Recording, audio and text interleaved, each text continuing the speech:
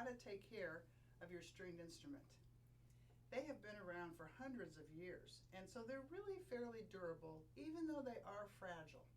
They are made out of wood, they are hollow, there's many different pieces of wood on them. It's really fun to get to know them well, but right now I'll talk about the basics for you to make sure you keep it healthy and safe. So it has its strings, which are held on by these pegs, and you shouldn't turn those when you're a beginner because it's too easy to break those strings when you turn it too far. But you will have tuners on the bottom that you can turn pretty safely if you want.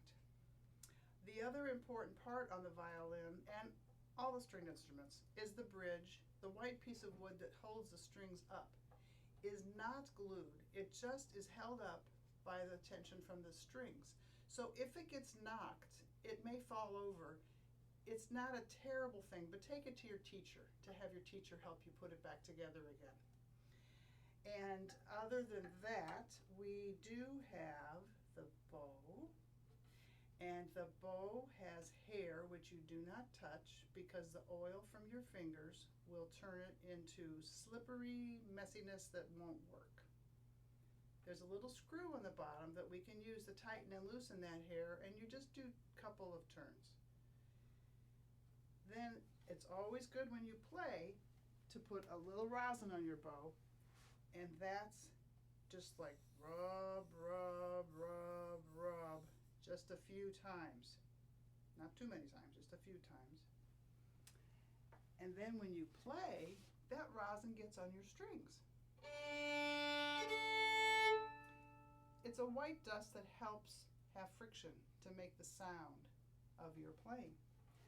So then when you're done playing, you get a rag, any sort of simple washcloth dust rag, and you just wipe off the rosin dust and put it back in the case. When you get the instrument out and when you put it back in the case, make sure the case is in a stable place. I think the floor is the best. And then you put your bow in and your instrument in and make sure the case is latched or zipped before you pick it up. Those are the most important things with the instrument. And then when you're not playing it, it should stay in a temperature controlled place where you would be comfortable in the house.